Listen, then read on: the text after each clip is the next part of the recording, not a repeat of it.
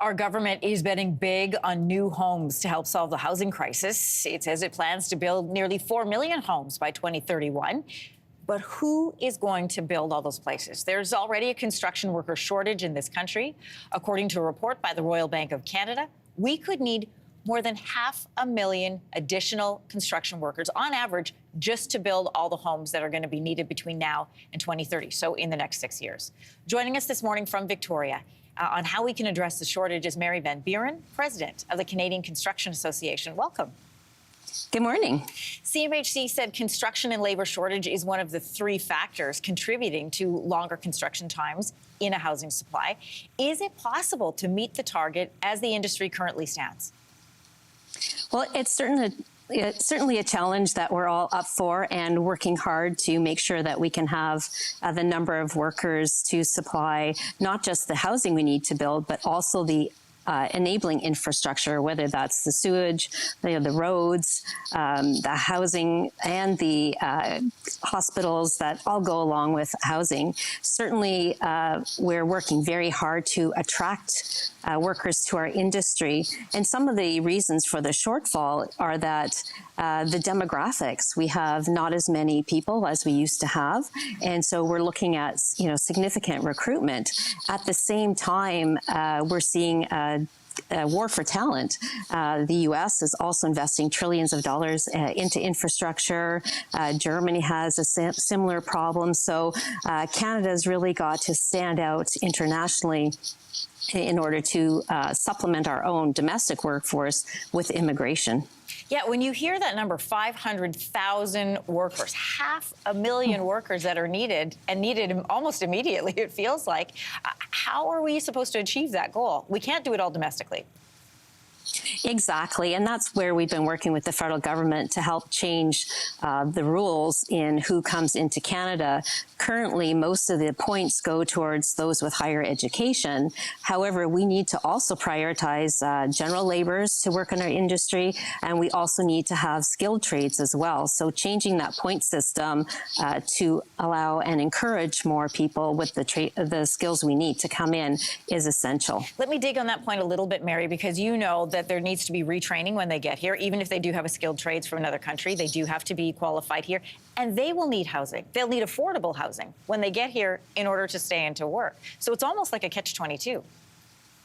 Yeah, it's certainly one of the areas that we've highlighted that we need to have a long-term plan for the country, not just for infrastructure, but also to make sure that we have the workforce that we need, the training, that we have the capital as well. You can't create, these skilled workers overnight, as you've said. That said, we've all been working really hard with our partner associations, with other stakeholders to attract people into our industry, looking at how we can make it more attractive to women to come in, to new Canadians, to Indigenous people who haven't necessarily considered a career in construction. And it's a great place to work, right? It's a lot of purpose to it. You can point to things, you can be very proud of what you've done. And we're looking at technology as well. And there's some helping tools, things like exoskeletons, which can help reduce some of the wear and tear in the workforce. So that's also attracting new people into our industry. The government started this initiative where they set aside about $200 million in 2025, 2026. This is for a summer jobs program to try and bolster sectors that are facing critical labor shortages, housing construction being one of them. What more needs to happen to address these shortages and to retain skilled trades workers past summer jobs? One of the areas that has been very successful has been subsidies that have been provided to employers to attract apprentices. As you can imagine, it can be very expensive to bring on new workers, and particularly when they're already very busy. So having those sorts of incentives for employers to hire and retain apprentices, that's going a long way. And we saw a really marked improvement with the last program, particularly in attracting women into the industry. So that's a really important piece of the solution.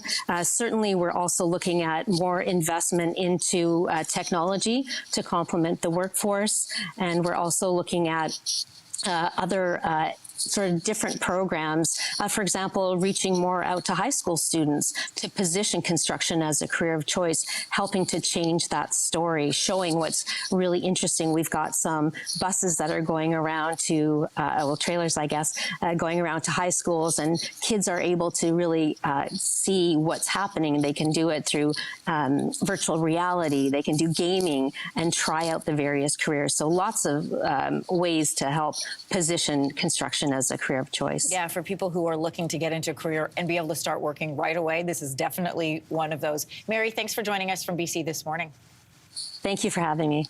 Hey, thanks for watching. If you liked this, be sure to subscribe here, or you can check out more Your Morning videos right here.